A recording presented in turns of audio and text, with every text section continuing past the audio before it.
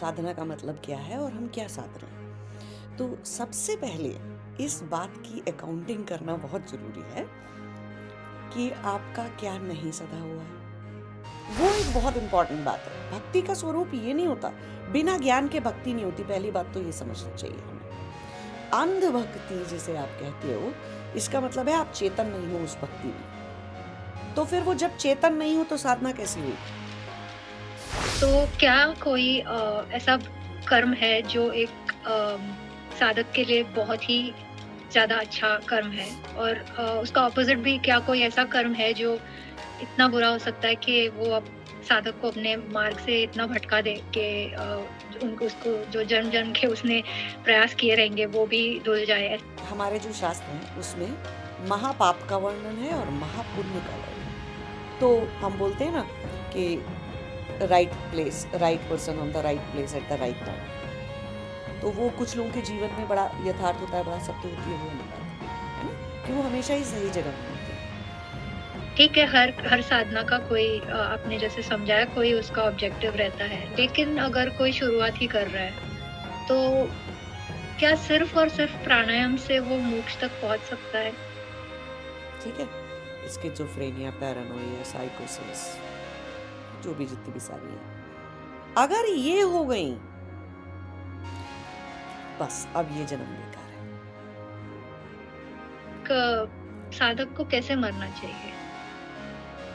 I know ये हमारे हंसी मजाक के टॉपिक से बहुत दूर बात चली गई है। मरने पे आ गई इसमें क्या हंसी मजाक करने में।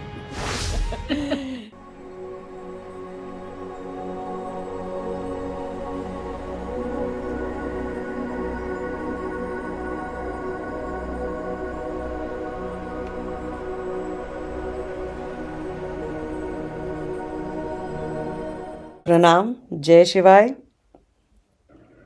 हम लोग फिर से आज यहाँ पर हैं और योगिनी जी हमारे साथ हैं कुछ प्रश्न लेकर, और उन प्रश्नों का हम आंसर करेंगे। आज देखेंगे कि कैसे आसानी से आपको चीज़ें समझाई जा सकती हैं, बिना बहुत गहराई में उतरे, बिना बहुत जटिलता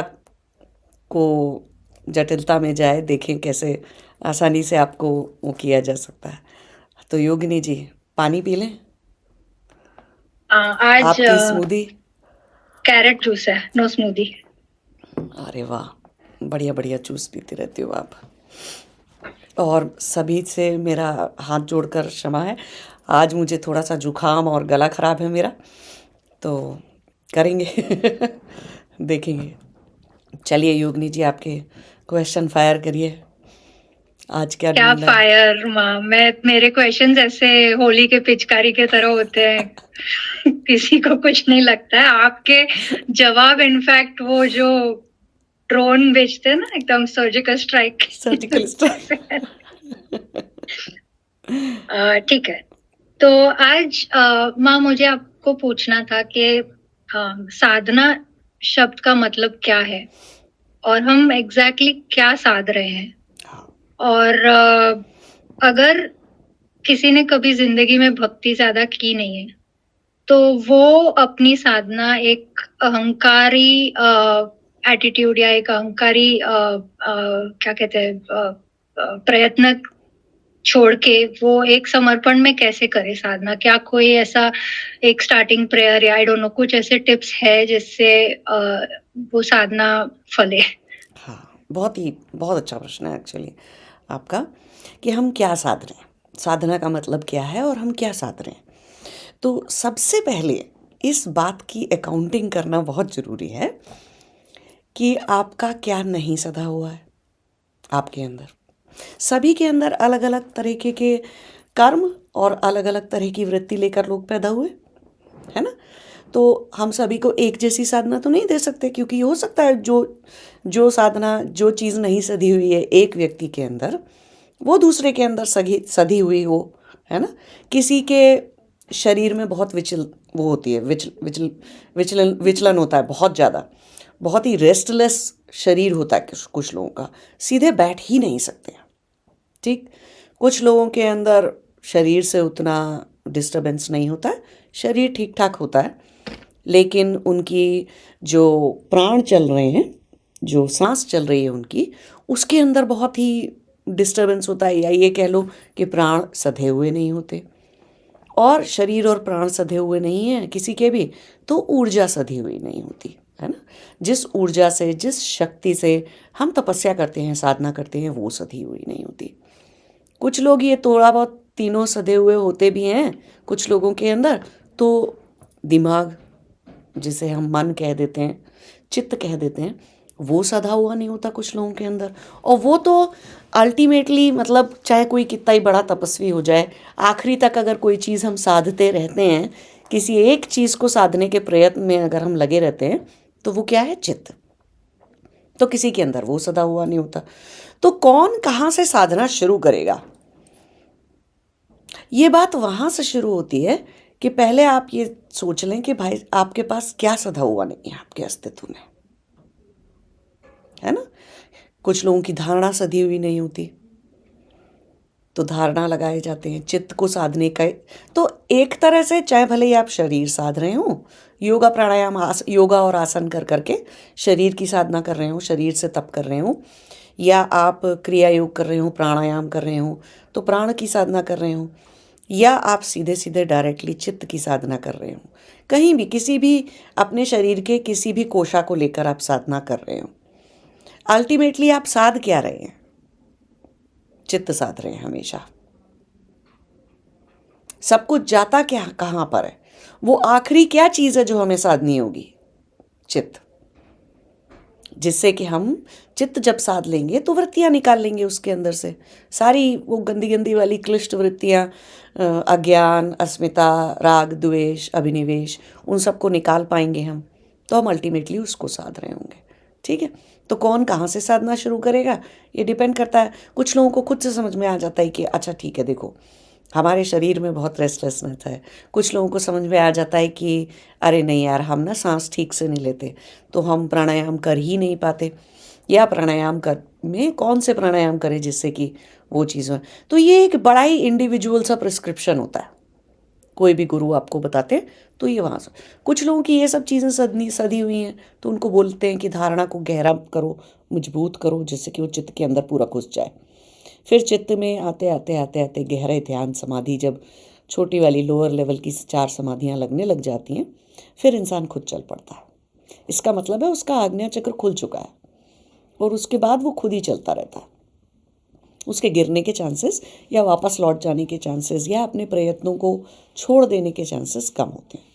अब बात आती है कि जब किसी ने कोई बहुत भक्ति नहीं करी है, तो ये एक बहुत बड़ा प्रश्न है एक्चुअली, क्योंकि भक्ति का स्वरूप समझना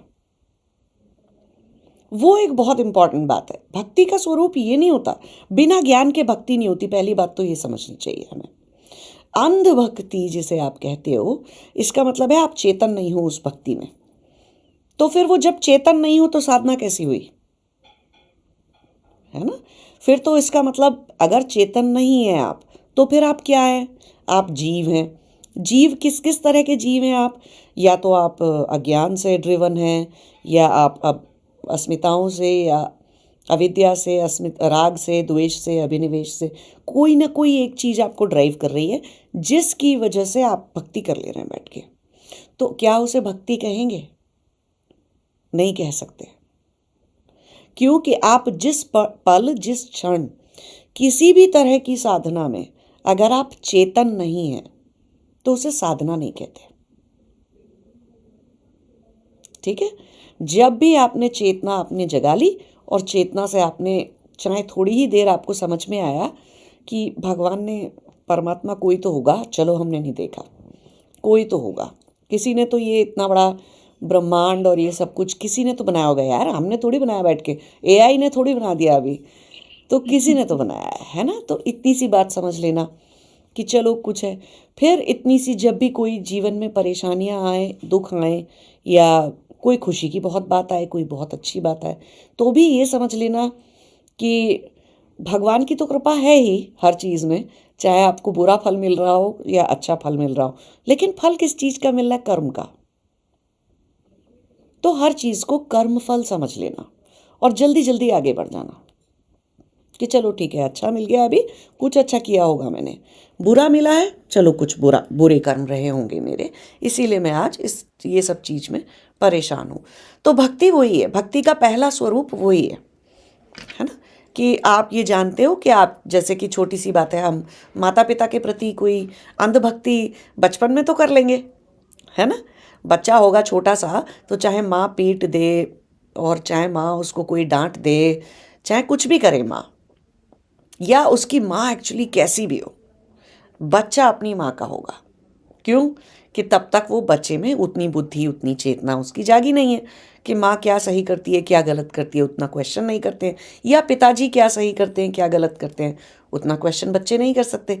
बड़े हो जाते, टीनेजर हो जाते हैं, तो सबसे पहले क्या शुरू करते हैं? माँ बाप को उनकी गलतियां गिनाना।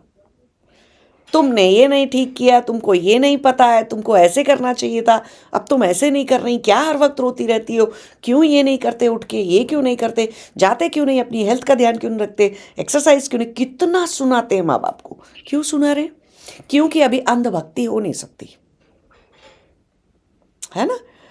अब फिर वही बच्चे जब खुद माता पिता बन जाते हैं और उसी माता पिता की एज के होते हैं, तो सेम चीजें कर रहे होते हैं, फिर उनके बच्चे उन्हें सुना रहे होते हैं।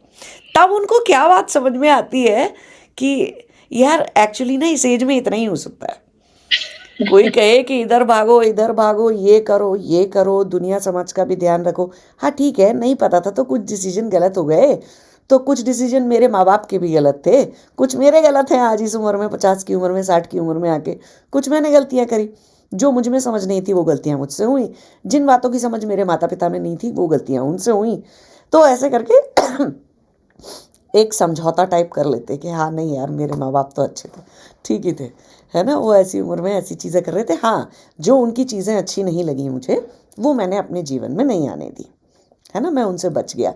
बट फिर भी मेरे जीवन में भी कुछ ऐसी चीज़ें जो मेरे बच्चे आने देना नहीं चाहते अपने जीवन में, जो कि उन्हें लगता है कि ये तो बिल्कुल ही गलत बात है, ये तो बिल्कुल ही गलत काम है। तो देखो, भक्ति का स्वरूप तब तक बदलता ही चला जा रहा है जब तक कि कोई व्यक्ति खुद माता पिता नहीं बन गया, है ना, और उसके बच्चे बड़े नहीं हो गए। तब तक भक्ति का स्वरूप कितना बदल जाता है, कितने रंग रूप बदलता है। तो ऐसे ही परमात्मा से भक्ति है ना। उसने हमको बनाया, हमको शरीर दिया, कर्मों के हिसाब से दिया, नो डाउट, ठीक। बच्चे के रिजल्ट कार्ड के हिसाब से तो उसको किसी क्लास में बिठाएंगे, 5वीं का लाएगा तो 6ठी में बिठाएंगे, 6ठी का रिपोर्ट कार्ड लाएगा तो 7वीं में बिठा देंगे, है ना। कुछ जहाँ कहीं का भी पास ग्रेड का रिपोर्ट कार्ड लाए, तो ऐसे ही कर्म का रिपोर्ट कार्ड है। जहाँ जिस स्थिति में आप बैठे हैं वहाँ पर वही रिपोर्ट कार्ड लेकर आप पहुँचे थे। किसने कहा था ज़्यादा अच्छा ले आते आप, है ना, और ज़्यादा धर्मात्मा हो जाते, अज्ञानी हो जाते, अपनी वृत्तियों को सुधार लेते। अब कल के लिए भी आप रिपोर्ट कार्ड बना रहे हो, तो कैसा रिपोर्ट कार्ड बना रहे हो? अच्छा बना रहे हो तो ठीक है, अगले ग्रेड में अच्छे में जाओगे। नहीं बना रहे हो अच्छा, और आज भी अंधेपन से जिए जा रहे हैं लोग, बिना चेतना के जिए जा रहे हैं, फिर से रिपोर्ट कार्ड खराब बनेगा, फिर से खराब स्थिति होगी, परिस्थितियाँ मिलेंगी जीवन के अंदर, फिर से दुख भोगना पड़ेगा, कष्ट भोगने पड़ेंगे। तो ये सारी चीज़ें। इसके कनेक्शन में एक क्वेश्चन है कि अगर सब ईश्वर कृपा से हो रहा है, तो क्या कोई ऐसा कर्म है जो एक साधक के लिए बहुत ही ज्यादा अच्छा कर्म है, और उसका ऑपोजिट भी, क्या कोई ऐसा कर्म है जो इतना बुरा हो सकता है कि वो साधक को अपने मार्ग से इतना भटका दे कि उनको, उसको जो जन्म जन्म के उसने प्रयास किए रहेंगे वो भी धुल जाए। ऐसी चीजें होती है, और ऐसे कौन से कर्म होते हैं? हाँ, तो देखिए, उसमें क्या है कि हमारे जो शास्त्र हैं उसमें महापाप का वर्णन है और महापुण्य का वर्णन है, ठीक। अच्छा। हाँ, महापाप क्या कहलाते हैं पता है? पहला क्या है, जो कि लोगों को लगता नहीं कि वो एक्चुअली इतनी बड़ी बात है, और हर कोई दाएं बाएं आपको वही महापाप करता मिलेगा, लेकिन वो पहला महापाप कहलाता है, और वो है झूठ बोलना, है। बात बात पे झूठ बोलना, कहाँ गए थे, क्या कर रहे थे आज, हैं, किसी एक को सही आंसर दिया, किसी एक को गलत आंसर दे दिया, झूठ बोल दिया वहाँ पे। तो ऐसे बहुत ज़्यादा झूठ बोलना, क्योंकि झूठ बोलना एक ऐसी चीज़ है कि सोचो कि एक ऐसे ताश के पत्ते का महल बनाया हो, उसके सबसे नीचे वाले कार्ड को अगर हम किसी भी नीचे, सबसे नीचे की लेयर में जो कार्ड्स लगे रहते हैं उनमें से किसी एक कार्ड को उड़ा दो, पूरा महल चरमरा के गिर जाएगा। झूठ एक ऐसी ही चीज़ है। झूठ क्या करता है? सेंध लगाता है। बिल्कुल आपकी पूरी तरह से, हम जैसे कहते हैं ना, इंटीग्रिटी होना आपके अंदर, कि आप जो सोचते हैं वही आपकी वाणी से बाहर आता है, वही बोलते हैं, और वही आपके कर्म में भी झलकता है ना। जब आप जीवन में कोई एक्शन ले रहे हैं, लाइफ में कोई एफर्ट्स कर रहे हैं, उसमें भी दिखाई दे रहा है। तीनों बातों में कोई अंतर नहीं है, मन वचन और कर्म में। तो मन वचन कर्म का जो महल है, उसमें अगर कोई एक चीज़ उसको फोड़ देती है पूरे महल को, वो है झूठ बोलना। तो ये एक महापाप में आता है।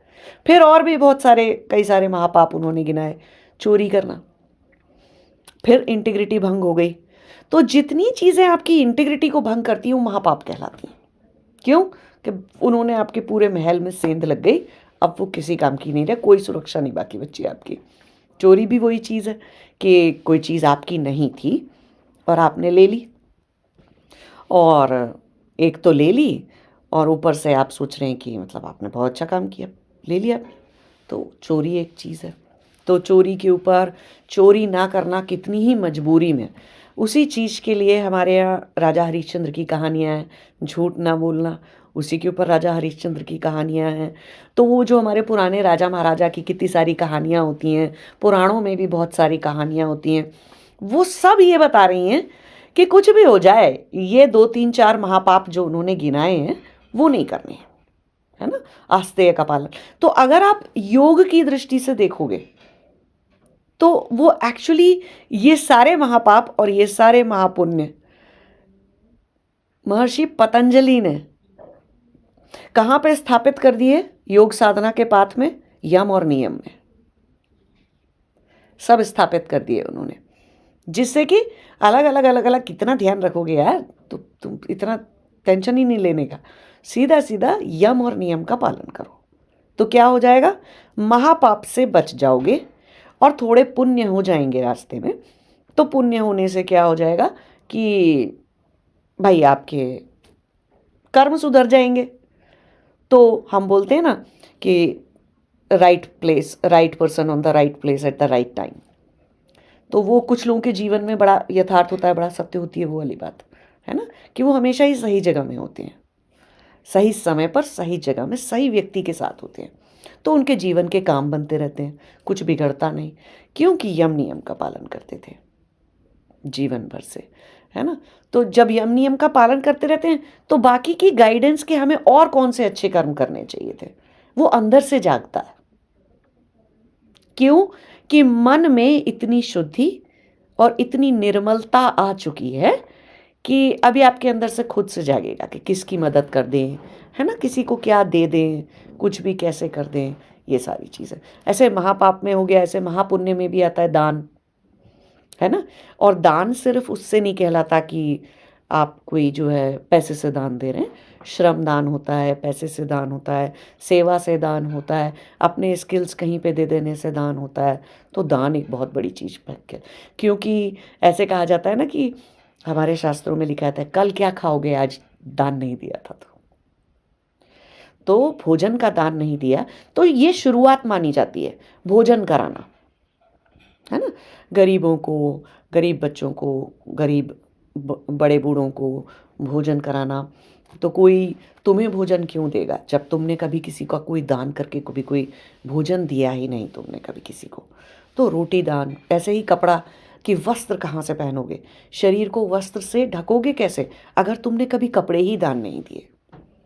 तो ये शुरुआत है दान की, कि किसी की बेसिक नीड्स को लेके दान देना, है ना। फिर आप आगे बढ़ जाते हैं, आपका जीवन इतना व्यवस्थित, एक आध जन्म आप निकाल लेते हैं, आपको पता रहता है कि हाँ, आपने जिस घर में जन्म लिया उसमें आपकी रोटी खाना पीना आपका बहुत अच्छा रहेगा, क्योंकि आप दान करके आए। आपके पास हमेशा बहुत अच्छे कपड़े रहेंगे, क्योंकि आप दान करके आए, है ना। आपके पास हमेशा धन धान्य की कोई कमी नहीं होगी, किसी भी तरह के अवसरों की, शिक्षा की, क्योंकि आप कुछ ना कुछ दान देकर आए। आपने कभी ना कभी किसी न किसी जन्म में किसी न किसी को विद्या का दान दिया होगा, है ना। किसी के स्कूल की फीस दे दी, या किसी को पढ़ने के लिए किताबें दे दी, कुछ भी तरह का दान दिया होगा। तो आज आपकी विद्या आपके पास सुरक्षित है कि आपको ज्ञान देने वाले गुरु भी मिल जाएंगे, आपको लोग भी मिल जाएंगे, और आपका जीवन में भला हो जाएगा। फिर ऐसे करते करते किसी दिन आप सर्वोच्च उस पे पहुंचोगे कि आप किसी को विद्या का दान दोगे, ठीक है। और फिर किसी दिन इतने बड़े हो जाओगे कि किसी को ज्ञान का दान दोगे। विद्या का दान देने से एक जन्म सुधरेगा उस व्यक्ति का, है ना। खाने का दान देने से एक दिन सुधरेगा, एक वक्त का खाना किसी को खिलाया। एक कपड़े का दान देने से शायद उस व्यक्ति का 1 साल का उसका इंतजाम हो जाए, है ना। 1 साल का आपने टेक केयर कर लिया। किसी को पढ़ाई करा दी आपने, उसके पैसे दे दिए, उसकी फीस भर दी, या किताबें दे दी, तो चलो उसकी उस ग्रेड का, उस पढ़ाई का टेक केयर हो गया। शायद वो पढ़ के कुछ बन जाएगा, तो अपने जीवन को उसने, तो आपने उसका ये जीवन संभाल लिया, ठीक। फिर किसी दिन आप टीचर बन गए, आप पढ़ाने बैठे किसी को, तो आपने उसका ये जीवन सुधारा, पूरा जीवन पे प्रभाव पड़ा ना उसके। लेकिन जब ज्ञान दिया गुरु बन के, तो कई जन्म सुधार दिया आपने उसके। तो कितना बड़ा इम्पैक्ट का दान है वो। तो अब हर कोई तो ज्ञानी बन के, हम जब तक ज्ञानी नहीं होते हैं तब तक क्या किसी को ज्ञान देंगे, कैसे देंगे। खुद तो अपने ऊपर अप्लाई कर लें ज्ञान, तभी तो किसी और को बाद में देने लायक बनेंगे। तो वहां तक चलते चलते, लेकिन उसका ये मतलब नहीं है कि तब तक हम कुछ भी दान नहीं करेंगे। तो दान एक ऐसी चीज, तो महापाप महापुण्य दोनों ही चीजें यम नियम से टेक केयर हो जाती हैं। जब आप ऐसे एकाध जन्म बोलते हो ना, तो ऐसे लगता है कि हम लोग एक वीडियो गेम में है और बहुत ही अनलिमिटेड लाइफ्स है, मरते जाओ और करते जाओ। हाँ, ऐसे ही है। कुछ कुछ ऐसा ही है।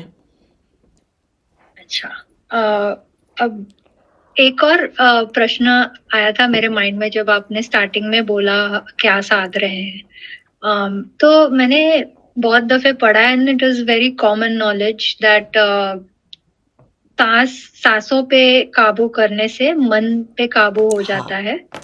तो क्या मन पे काबू करने से चित्त काबू में आता है? हाँ। और हाँ, देखो, मन क्या चीज़ है, उसको हम संस्कृत में ऐसे मनस बोल देते हैं, है ना।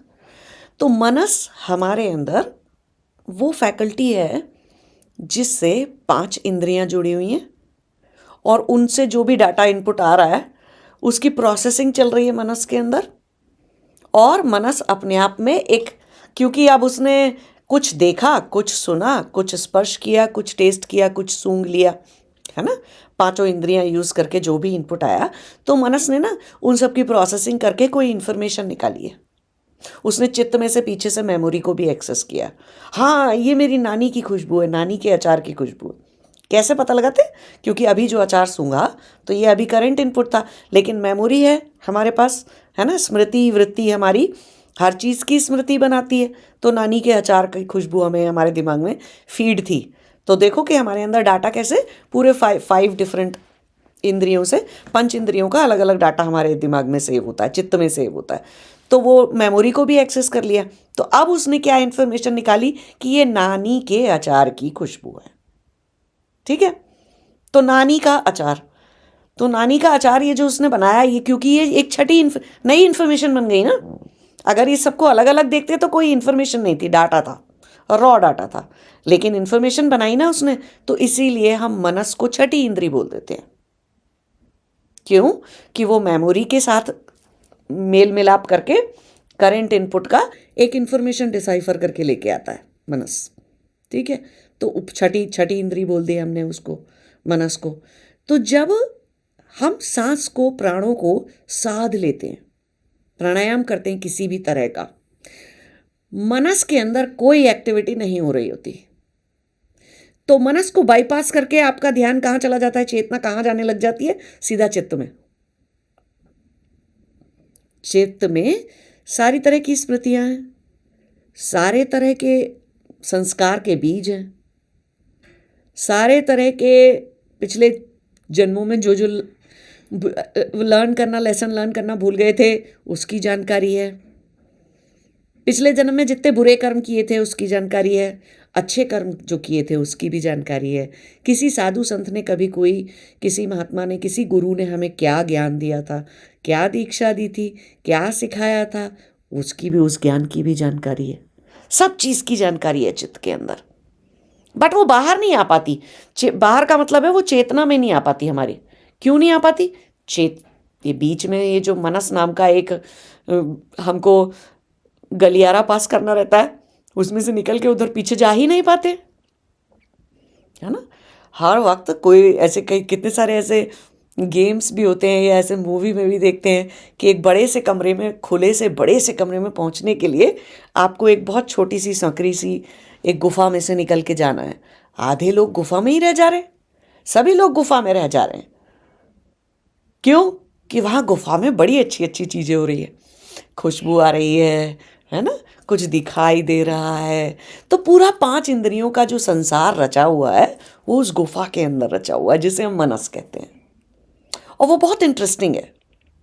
किसको अच्छा नहीं लग रहा अच्छा स्वाद लेना, अच्छी चीज़ें, खूबसूरत चीज़ें या खूबसूरत लोगों को देखना, या जीवन में क्या बोलते हैं कुछ अच्छी चीज़ें खाना, नानी का अचार के दादी की दाल या कोई भी सब्जी या कोई भी चीज़, है ना, अच्छा खाना खाना। तो रस, फिर स्पर्श, तो ऐसे जो इंद्रियां जितना इंटरेस्टिंग चीज़ें कर सकती हैं, तो वो सब कुछ उस मनस नाम की गुफा के अंदर चल रहा है।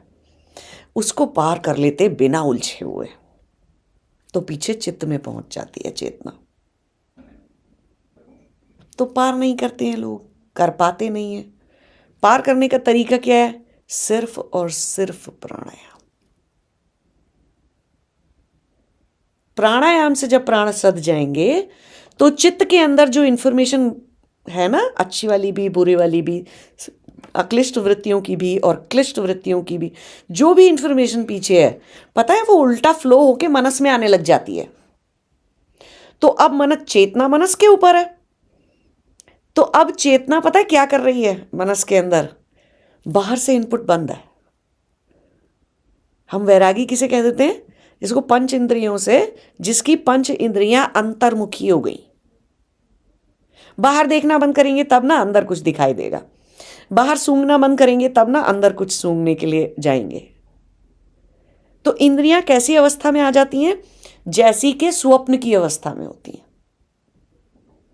स्वप्न की अवस्था में क्या है? आप यही तो कहते हो, मैंने सपना देखा, मैंने सपने में ये सुना, मैंने सपने में ये सूंघा, ये खाया, ये किया, राइट?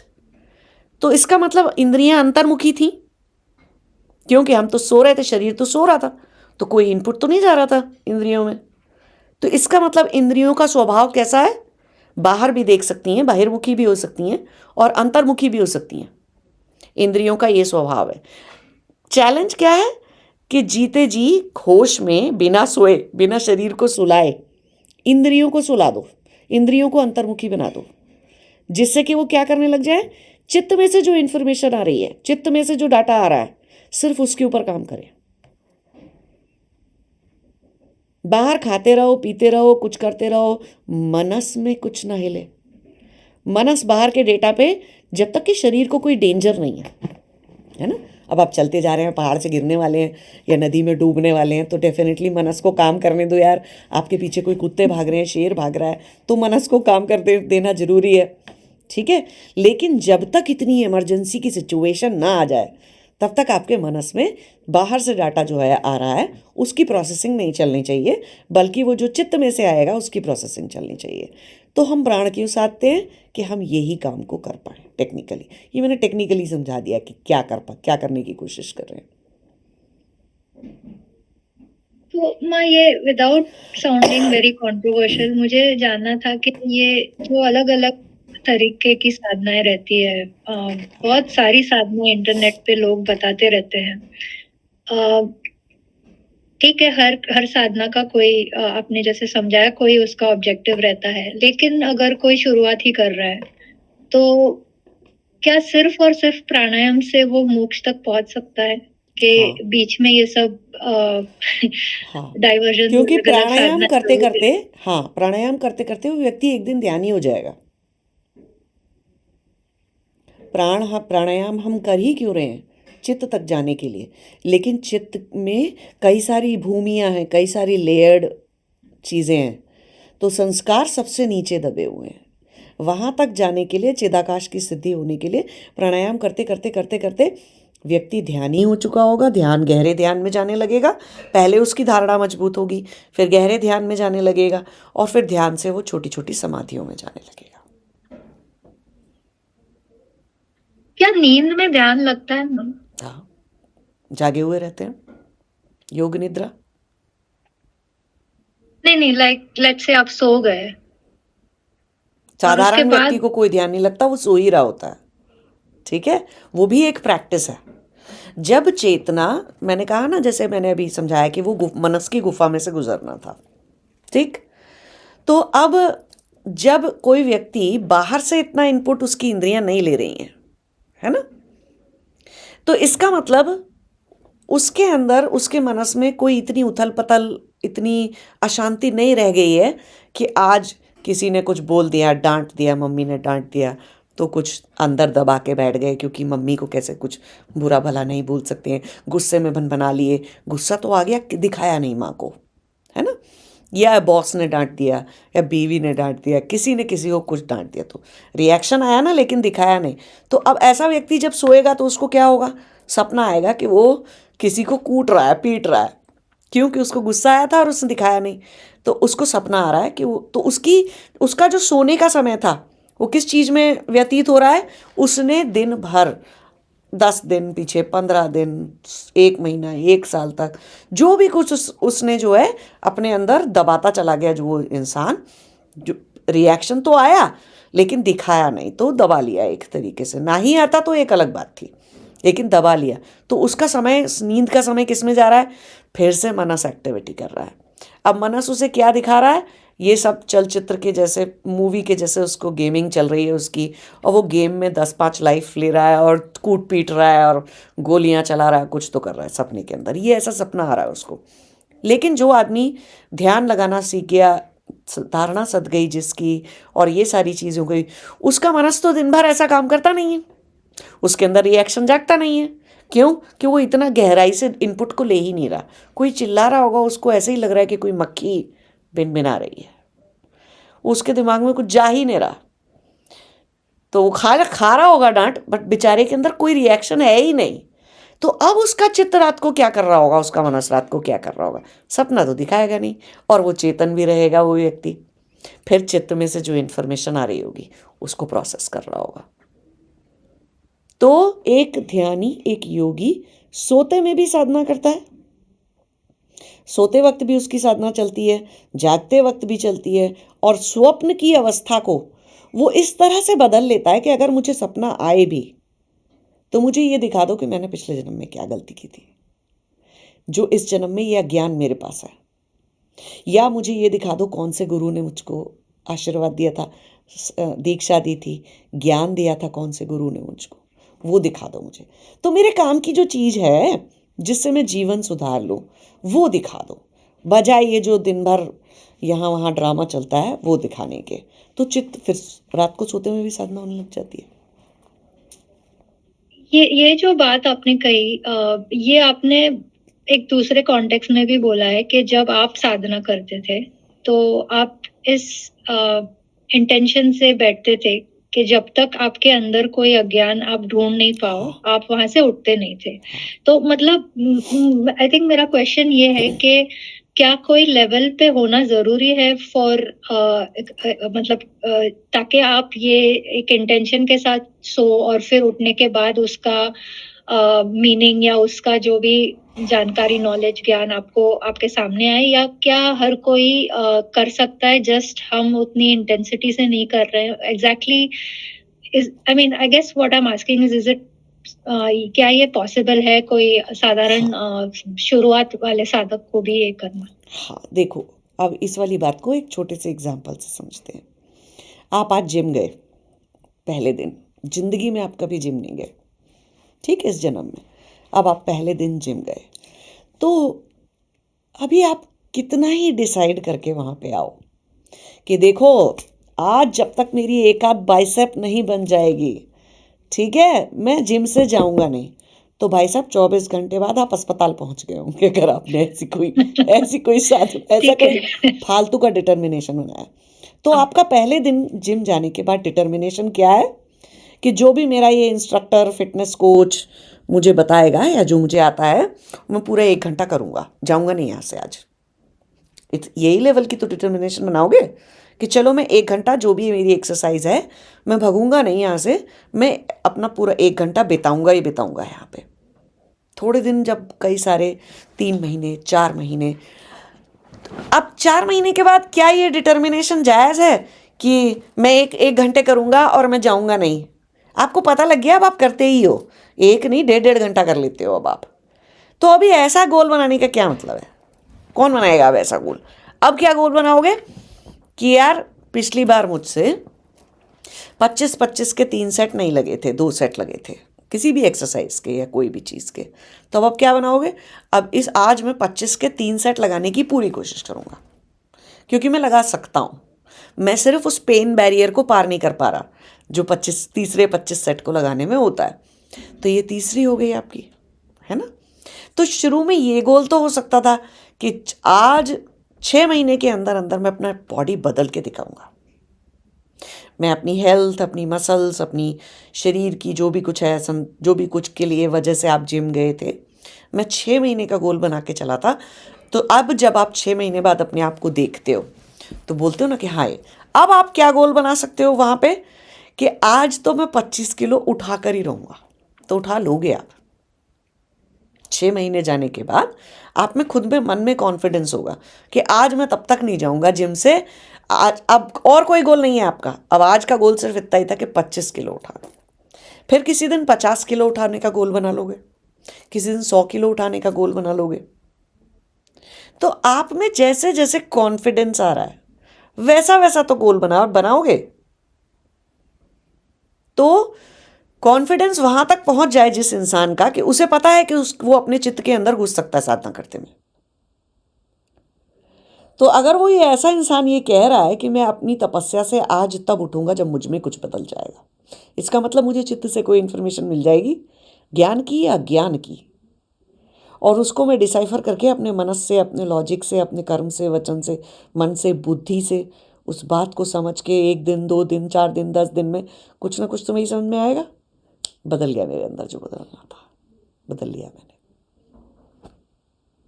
तो ये लेवल ऑफ कॉन्फिडेंस की बात है, आपकी अपनी स्टेज की, अपनी साधना की किस स्टेट में है, अपने अपने बारे में ज्ञान है कि भाई हम क्या कर सकते हैं क्या नहीं। अभी कोई मुझसे कहे 100 किलो उठा लो तो मैं उठा लूँगी क्या? मुझे पता है मुझसे 100 किलो वजन नहीं उठेगा, है ना?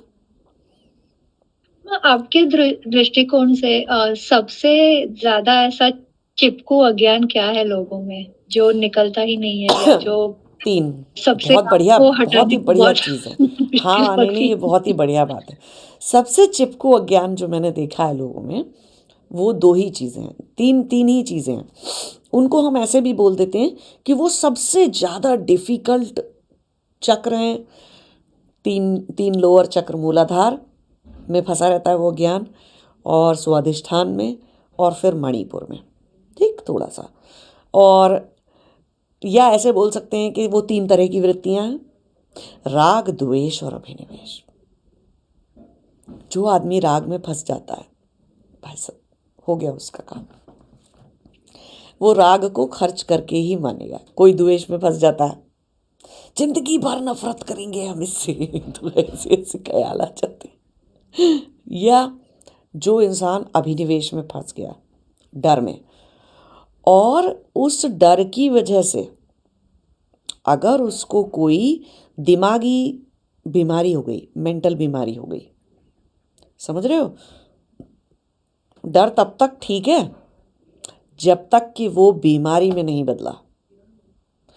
तब आप, जब तक वो बीमारी में नहीं बदला, मेंटल डिसीज में नहीं बदला, जैसे कि स्किज़ोफ्रेनिया हो गया, पैरानोया हो गया, या बहुत गहरा कोई डिप्रेशन हो गया, है ना, या साइकोसिस हो गया, तो जब तक इस तरह की बीमारी में वो डर बदला नहीं है, तब तक हम पूरी तरह से श्योर हैं कि अगर वो व्यक्ति चाहे तो वो इस जन्म में उस चीज़ से छुटकारा पा सकता है। ठीक है, मतलब उसके सुधरने के फिर भी बहुत सारे चांसेस हैं, सुधर जाएगा ही जाएगा। वो थोड़ा सा मेहनत करेगा, थोड़ी सी कोशिश करेगा, तो वो व्यक्ति अपनी इस चिपकू वृत्तियों से, चिपकू अज्ञान से छुटकारा पा ही लेगा। लेकिन अगर ये राग द्वेष अभिनिवेश तीनों के कॉम्बिनेशन से होती हैं मेंटल डिसीजेस, ठीक है, स्किज़ोफ्रेनिया, पैरानोइया, साइकोसिस, जो भी जितनी भी सारी हैं, अगर ये हो गई, बस अब ये जन्म बेकार है, नहीं हटेगी वो, अब इस जन्म में नहीं हटेगी, इस जन्म में भी नहीं हटेगी। और अगर बहुत जल्दी किसी की मृत्यु हो जाती है तो वो अगले में भी नहीं हटेगी, फिर सेम परेशानी आएगी, और किसी ना किसी दिन तो अब तो पिंजड़ा तोड़ के बाहर निकलना पड़ेगा उस इंसान को। उतनी हिम्मत जगानी पड़ेगी अपने अंदर कि ये बीमारियों का, क्योंकि ये मेंटल बीमारियां क्या हैं, दिमाग के अंदर पिंजड़ा जैसे है, पिंजड़े में कैद हो जाओ, बिल्कुल वैसी ही हैं ये। तो उनको तोड़ के ही आप बाहर, अब वो पिंजड़ा तोड़ना सीखना पड़ेगा। तो आत्मा करती है, तोड़ती है, ऐसी बात नहीं है, पॉसिबल है ऐसा। लेकिन हाँ, फिर ये जन्म तो गया अगर वो बीमारियों में बदल गए। तो हम बचाते हैं, बहुत सारे लोगों को बचाते हैं, बोलते हैं, इसीलिए समझाते हैं इतना कि इतना राग द्वेष मत खेलो यार, है ना, या इतना फालतू का फियरफुल मत हो जाओ, इतने डरो मत हर चीज़ से, है ना, हिम्मत रखो, खड़े हो जाओ। क्यों कहते हैं कि ये जो मेंटल पिंजड़ा था उसमें बंद हो गए। डिमेंशिया भी आता है, भूलने की आदत, भूलने लग जाते हैं ना, डिमेंशिया हो जाता है लोगों को एक एज आते आते तक। वो भी सेम पिंजड़ा है कि आप भूल गए अपना अस्तित्व। क्यों भूले? कि कहीं ना कहीं उस अस्तित्व में कुछ कितनी ऐसी चीज़ें कर दी कि अभी ना अपने आप को सरवाइव कराने के लिए, बचाने के लिए भूल ही जाना बेहतर था। तो वो भी एक तरह की वो है। मैं एक लास्ट क्वेश्चन पूछती हूँ, और थोड़ा इन कॉन्टेक्स्ट, अभी आप मृत्यु की बातें कर रहे थे तो बहुत समय से मेरे माइंड में एक सवाल आ रहा है कि और शायद मैंने कहीं पढ़ा था कि जो बुद्धिस्ट मॉन्क्स रहते हैं, वो जब उनकी मृत्यु होती है तो उनकी एबिलिटी होती है एक, कि वो अपने प्राणों को अपने सहस्रार चक्र से निकाल के, एंड दैट उस वजह से वो उनकी शायद नेक्स्ट लाइफ एक अलग लेवल की होती है। तो पहले तो ये बात में कितनी सच है, और दूसरी ये कि एक साधक को कैसे मरना चाहिए। आई नो ये हमारे हंसी मजाक के टॉपिक से बहुत दूर बात चली गई है। मरने पे आ गई, इसमें क्या हंसी मजाक पढ़ने में। देखो, वो बुद्धिस्ट मॉन्क के बारे में जो आप बात कह रहे हो योगिनी जी, वो ठीक ही है ना। वो अपने प्राणों को सहस्रार से या बिंदु चक्र से या सहस्रार से ऐसी जगहों से निकाल लेते हैं। और वो सिर्फ बुद्धिस्ट मॉन्क नहीं करते हैं ऐसा, कोई भी योगी वही करता है, कपाल से ही निकालते हैं प्राण को, है ना।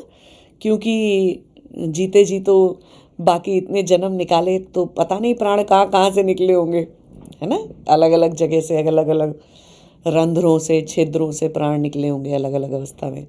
तो जब कोई इस लायक हो जाएगा तो वो अच्छी जगह से एग्जिट करेगा, अच्छा एग्जिट लेगा, है ना, खराब एग्जिट क्यों लेगा, जिससे कि जब तक चेतन नहीं होते तो कहीं प्राण कहीं और से ही निकलेंगे, है ना। जब पूरी तरह से चेतन हो जाते हैं, जाग जाते हैं, तो पता होता है कि कहाँ से प्राण निकालने, तो वहीं से ही निकालेंगे। तो वो सब बातें ठीक हैं, हिंदू योगियों के बारे में भी और बुद्धिस्ट योगियों के बारे में भी, किसी भी तरह के योगी हों, वो इतना तो कर ही लेते हैं अपने लिए, ठीक है। क्योंकि जिससे कि अगर उनकी थोड़ी बहुत साधना तपस्या बची भी है तो वो अगले जन्म में एक अच्छा शरीर, सारी अच्छी सुविधाएं, सारे अच्छी फेवरेबल कंडीशन टू डू तपस्या, है ना, उस तरह के माहौल में वो पैदा हों, उस ठीक सी जगह पे फटाफट जन्म ले लें, फालतू का वेट टाइम ना लेना पड़े कि अरे पता चला 1-2 हज़ार साल के लिए कहीं पे अटक गए, 500 हज़ार साल के लिए भी क्यों अटके, है ना। अभी कर ही रहे थे तपस्या, अभी जल्दी से जन्म ले लेते हैं कहीं पे और फटाफट से हमारी तपस्या ख़त्म कर लेते हैं और मोक्ष की प्राप्ति की तरफ चले जाते हैं। तो उतना इंतज़ाम तो वो कर ही लेते हैं। अब साधक को कैसे मरना चाहिए, ये तो उसके हाथ में साधक के होता तो वो ऐसे ही मरता जैसे कि सारे योगी मर जा रहे हैं, है ना। नहीं, लेट्स से कि उस मोमेंट में आप थोड़े कॉन्शियस हो गए हाँ तो it's hard, but let's say हो गए गलती तो से परमात्मा का या ध्यान आपके करते हुए मरना चाहिए। साधना के कारण। हाँ तो परमात्मा का ध्यान करते हुए मरना चाहिए। कोई भी मंत्र जिसका आपने जीवन भर जाप किया हो, मरते वक्त मुंह में दिमाग में सब जगह पे वही मंत्र बजना चाहिए आपके अंदर जब आप जा रहे हैं। ठीक है, नाम जाप किया है तो नाम जाप चलना चाहिए। आयरनी ये है कि जो क्रिया या जो साधना सबसे ज्यादा आपके अंदर गहरी उतर गई होगी ना, आप उसी साधना की अवस्था में चले जाते हैं ऑटोमेटिकली। हाँ, या ये कह लो कि मरने के कुछ क्षण पहले आप में वही मंत्र, वही साधना, वही चीज जाग गई होती है। तो मृत्यु से भय नहीं आता। मृत्यु को आप उस वक्त उस पल में, उस क्षण में आप समझ रहे होते हैं, यस दूसरा शरीर मिलेगा, दूसरा शरीर मिलेगा, नया सब कुछ मिलेगा। और ये फिर से सिर्फ आप बोल सकते हो कितना मजा आएगा और कितना अच्छा लगेगा। नहीं, अब मुझे तो शरीर नहीं मिलेगा दोबारा, यही जो भी मिल चुका यही है इसी से काम चलाना कैजुअली सिर्फ पड़ेगा, आप ही बोल इसी से काम चलाना पड़ेगा अभी मुझे इसी से चला लिया मैंने जो काम चलाना था। लेकिन हाँ, बहुत अच्छे से जाग जाती है। मैं कई बार ऐसे लोगों से बात करती हूँ जो कि पैलेटिव केयर वार्ड्स में काम करते हैं। मैं ऐसे एक दो लोगों को जानती हूँ। पैलेटिव केयर जो है, अस्पताल के अंदर एक ऐसा वार्ड होता है जहाँ पर कि क्रिटिकली इल पेशेंट्स होते हैं ना, जिन्हें, जो कि कैंसर की आखिरी स्टेज हो गई, किसी भी बीमारी की आखिरी स्टेज में होते हैं, तो उनको पता रहता है कि अब ये चले जाएंगे। तो अब इतने सारे वो वेंटिलेटर पे डाल दो, इतनी ट्यूबें लगाओ, हर कोई वो पसंद नहीं करता है ना, कि हमारे शरीर की इतनी दुर्दशा करो। तो जीते जी ऐसे कुछ लोग लिख देते हैं, या कई बार ऐसे घर वाले ऐसे कर देते हैं कि इनको पैलेटिव केयर वार्ड में भर्ती करा दो, तो इनकी ज़रूरतें तो पूरी हो ही जाएंगी, लेकिन इन्हें ज़बरदस्ती मशीनों के सहारे जिंदा नहीं रखा जाएगा। ये जब जाएंगे तो चले जाएंगे। तो पैलेटिव केयर वार्ड में ऐसे लोग भी होते हैं, जैसे कि कोई हिंदू है तो वो वहाँ पे बैठ के रोज़ सुंदरकांड का पाठ कर देंगे, गीता का पाठ कर देंगे। कोई क्रिश्चियन है तो उसको बाइबल सुना देंगे। कोई और किसी धर्म जाति का है तो उसको कुछ अपना उनका धर्म ग्रंथ सुना दिया जाएगा, है ना। जो भी कुछ करने से, वो चाहे भले ही आदमी पढ़ा है, सुन रहा नहीं सुन रहा, कितना होश में है वो पेशेंट, उससे कोई मतलब नहीं है उन्हें। उनका रोज का एक रूटीन है, वो चीज़ें करेंगे ही करेंगे। ठीक, तो उसमें से एक चीज़ है। और कोई नास्तिक है तो वो पहले से पता रहता है कि वो नास्तिक है, तो फिर भी वो पढ़ने की कोशिश करते हैं, जिससे कि वो रिएक्ट करे और मना करे तो नहीं पढ़ते हैं धर्म ग्रंथ। तो कई सारे वहाँ पे, लेकिन नर्सेज भी काम करती हैं। तो ऐसे में एक नर्स को जानती हूँ, तो उनका कहना था कि ऐसे लोग जब बिल्कुल इसी वक्त अगले 10 मिनट में, 15 मिनट में, अगले आधे घंटे में प्राण छोड़ेंगे, और ऐसे लोग जब छोड़ने वाले होते हैं ना, तो उन्होंने बताया कि सबसे पहली चीज़ जो छूटती है, वो पता कैसे चलता है नर्सेस को, वाइटल्स सारे ठीक रहते हैं, खाना पीना बंद हो जाता है, ना पानी ना खाना। एक दिन गुजरा तो उन्हें पता रहता है कि जाएंगे अब। 2 दिन गुजरा, फिर जब वो मोमेंट आता है मरने का, और नर्स बाय चांस, नर्स को बैठे रहना होता है एक्चुअली, उनकी ड्यूटी है, तो वो हाथ पकड़ के उस पेशेंट का ऐसे पास में बैठे रहते हैं। तो उनका कहना था कि मरने के बिल्कुल आधे घंटे पहले ना, उन्होंने कई सारे ऐसे पेशेंट देखे, तो उनके चेहरे पर एक बहुत अच्छी सी आभा होती है, एक लाइट होती है। ऐसा लगता है एक्चुअली लिटरली शायद ये लोग ठीक हो गए, बिल्कुल ऐसी फीलिंग आती है उनका चेहरा देख के। और फिर वो बहुत ही, कुछ लोग हैं जो मुस्कुराते हुए बहुत प्यार से और बहुत अच्छे से चले जाते हैं, बहुत अच्छी सी आभा से चले जाते हैं, और कुछ भय से कांपते हुए जाते हैं। मृत्यु की एक्सेप्टेबिलिटी नहीं आ पाती उनके अंदर। तो कुछ रहते हैं जिनके चेहरे पर कोई अजीब सी लाइट आती है, उन्होंने बोला।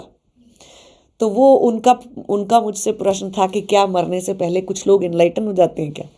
इतनी लाइट, इतना इतना इतनी अच्छी सी आभा मृत्यु के कुछ क्षण पहले कैसे आई? तो क्योंकि वो एक्सेप्टेबिलिटी से, अच्छे मन से कि हाँ, मृत्यु एक लाइफ का अगला चरण है, इस समझ से चेतन रहकर अगर उस दूसरे डोमेन में आत्मा स्टेप इन कर रही होती है, कदम रख रही होती है, अगला कदम रख रही होती है, तो वो बहुत खुश होती है, बहुत ही आनंद से मरती है। तो वो जो आनंद है ना, वो फट के चेहरे पे आ जाता है, वो पूरे उनके अस्तित्व में, पूरी काया में वो आनंद दिखाई देता है। तो वो नॉट नेसेसरली के इनलाइटन हो जाते हैं, बट हाँ, मरने से पहले आनंद की अनुभूति में चले जाते हैं। क्यों? कि शरीर धीरे धीरे धीरे धीरे शट डाउन हो गया होता है और आप जा रहे होते हैं और आप देख पा रहे होते हैं कि शरीर शट डाउन हो गया, मैं नहीं। तो वो चीज आनंद की अनुभूति होती है कि अरे, मुझे तो कुछ हुआ ही नहीं। बहुत बड़ा ज्ञान उस वक्त हो जाता है उनको एक्चुअली, कि देखो, मैं सोचता था कि मैं ही शरीर हूं, लेकिन एक्चुअली तो मुझे कुछ हुआ ही नहीं। शरीर शट डाउन हो रहा है और मैं फिर भी हूं, और मैं फिर भी जा रहा हूं या जा रही हूं।